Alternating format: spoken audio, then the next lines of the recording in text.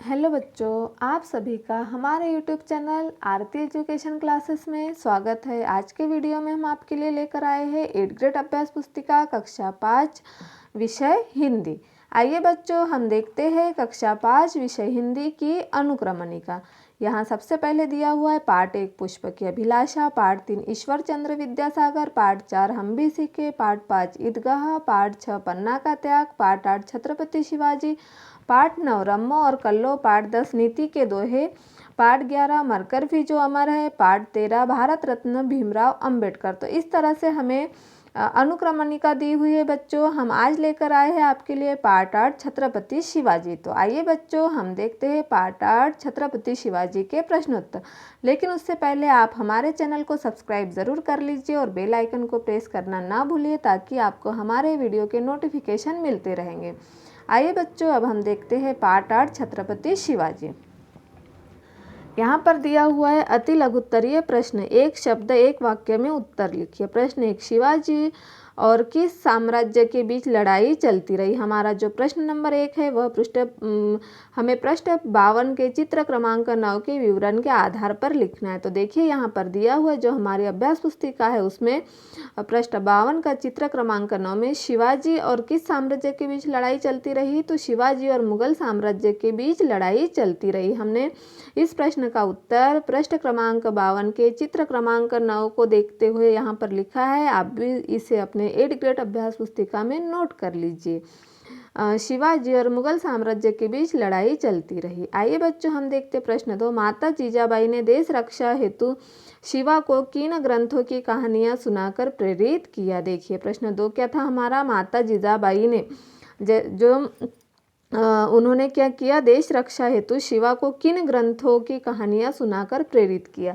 तो यहाँ पर हमने उत्तर लिखा है, माता जीजाबाई ने शिवा को महाभारत, रामायण जैसी ऐतिहासिक तथा पौराणिक कहानियां सुनाकर प्रेरित किया। उन्होंने अपने शिवाजी महाराज जब छोटे थे तो उन्हें कई ग्रंथ और कई कहानियां सुनाई, उन्हें वीरता की कई कहानियां सुनाई। उसमें उन्होंने माता जीजाबाई ने शिवा को महाभारत, रामायण जैसे ऐतिहासिक तथा पौराणिक कहानियां सुनाकर प्रेरित किया। आइए बच्चों, हम देखते हैं प्रश्न नंबर 3, आतताई शब्द का अर्थ लिखिए। आतताई यानी क्या होता है, अत्याचार।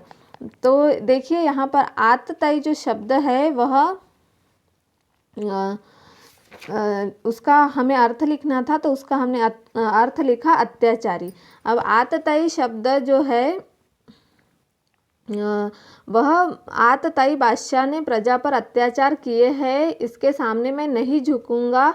तो शिवाजी महाराज ने बोला कि इस बादशाह ने बहुत ज़्यादा अत्याचार किए हैं प्रजा के सामने, तो मैं इसके सामने नहीं झुकूंगा। आतताई यानी अत्याचारी हमने यहाँ नोट कर दिया है, आप भी इसे नोट कर दीजिए।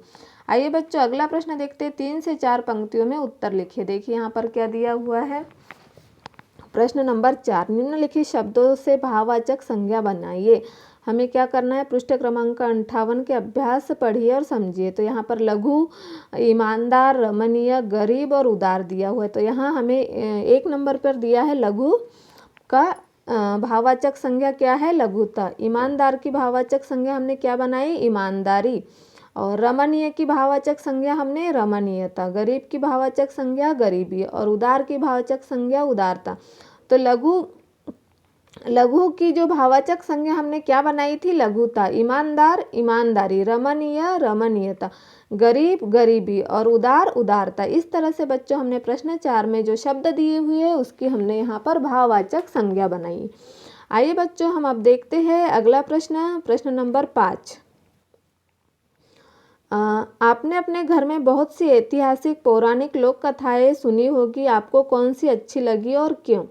देखिए, आपने अपने घर में बहुत सी ऐतिहासिक पौराणिक लोक कथाएं सुनी होंगी। हाँ, हमने हमारे घर में बहुत सारी ऐतिहासिक पौराणिक लोक कथाएं सुनी हैं, लेकिन हमें उसमें से सबसे अच्छी क्या लगी, रामायण लगी। देखिए, हमने यहाँ उत्तर में नोट कर दिया है, आप भी इसे नोट कर लीजिए।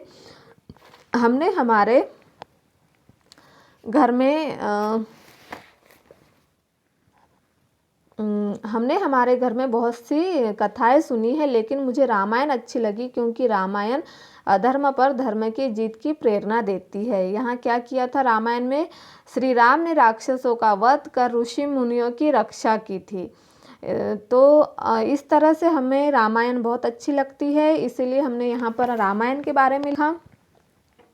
आप भी इसे अपने 8th ग्रेड अभ्यास पुस्तिका में नोट कर लीजिए। आइए बच्चों, हम अगला प्रश्न देखते हैं। प्रश्न नंबर 6, शाह आलम को शिवाजी ने झुककर प्रणाम क्यों नहीं किया? शिवाजी के अंदर क्या भाव थे? देखिए, शाह आलम क्या था? एक आतताई बादशाह था।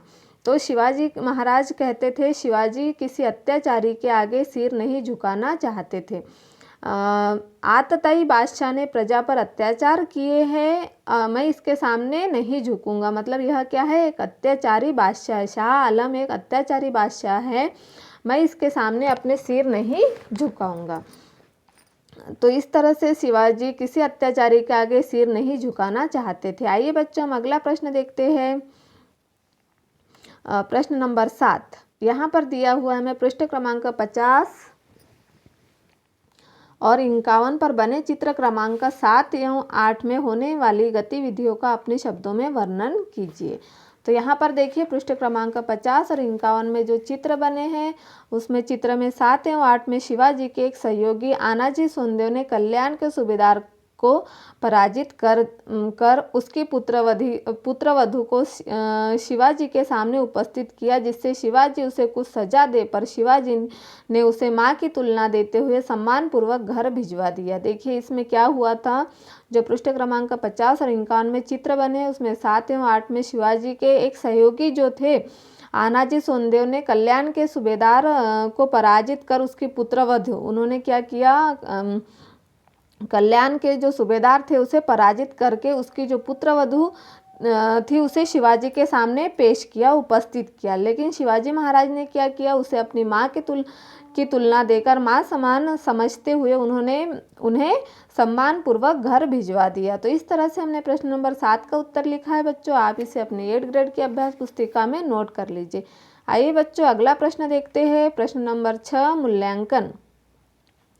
यहाँ पर देखिए, अति लघुत्तरीय प्रश्न, एक शब्द एक वाक्य में उत्तर लिखिए। प्रश्न नंबर 1, इक प्रत्यय लगाकर कोई 2 शब्द बनाइए। हमें क्या करना है? यहाँ पर इक प्रत्यय लगाना है 2 शब्दों को और 2 शब्द वहाँ पर लिखना है।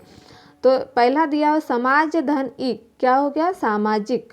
यहाँ पर देखिए, हमने समाज शब्द को इक प्रत्यय लगाया तो क्या बन गया? वो सामाजिक। समाज धन इक सामाजिक। अगला पुराण धन इक पौराणिक, क्या दिया हुआ है? यहाँ पुराण को हमने इक लगाना है तो क्या? पौराणिक। इक प्रत्यय लगा के पौराणिक लिखा है। तो इस तरह से हमने प्रश्न नंबर 1 लिखा बच्चों। अब हम देखते हैं अगला प्रश्न। 3 से 4 पंक्तियों में उत्तर लिखिए। शिवाजी के उज्ज्वल चरित्र की चर्चा चारों ओर क्यों फैली? शिवाजी के उज्ज्वल चरित्र की चर्चा चारों ओर क्यों फैली? शिवाजी ने सूबेदार की पुत्रवधू की तुलना अपनी मां से करते हुए उसे सम्मानपूर्वक भिजवा दिया। यह घटना चारों तरफ फैली। इसीलिए क्या हुआ था? जैसे सोनदेव ने क्या किया था कि उनकी पुत्रवधू को शिवाजी महाराज के सामने पेश किया था, लेकिन शिवाजी महाराज ने उसे अपनी माँ के समान समझते हुए माँ जैसी उन्हें सम्मान देते हुए उन्हें वापस लौटा दिया, उनके घर भिजवा दिया। तो इस बात की चर्चा चारों ओर फैली और शिवाजी के उज्ज्वल चरित्र की चर्चा चारों ओर फैली। इस तरह से हमने प्रश्न नंबर 2 का उत्तर लिखा बच्चों। आइए अब हम देखते हैं प्रश्न नंबर 3। यहाँ पर दिया हुआ है प्रश्न नंबर 3, शिवाजी के संपूर्ण जीवन चरित्र के बारे में अपने विचार व्यक्त कीजिए। हमें यह 8 से 10 पंक्तियों में उत्तर लिखना है। देखिए, शिवाजी अपनी माँ जीजाबाई का बहुत आदर किया करते थे। सभी लोग अपनी माँ का आदर करते हैं। शिवाजी महाराज भी अपनी माँ का बहुत आदर करते थे। वे अपने स्वदेश से प्रेम किया करते थे। वे बहुत बहादुर थे, दयावान, न्यायप्रिय एवं चरित्रवान वीर महापुरुष थे। वे क्या थे? वे बहुत बहादुर थे, दयावान, न्यायप्रिय एवं चरित्रवान वीर महापुरुष थे। उन्होंने अपने जीवन काल में अनेक वीर पुरुष के कार्य किए। उन्होंने क्या किया? अपने जीवन काल में अनेक वीर पुरुष के कार्य किए। इस तरह से शिवाजी महाराज के जीवन चरित्र बहुत अच्छा रहा। इस तरह से हमने आपको प्रश्न नंबर 3 का उत्तर लिखवाया बच्चों। आज के वीडियो में हम आपके लिए लेकर आए थे पाठ 8 छत्रपति शिवाजी के प्रश्न उत्तर। आने वाले वीडियो में हम आपके लिए लेकर आएंगे पाठ 9 रम्मो और कल्लो के प्रश्न उत्तर।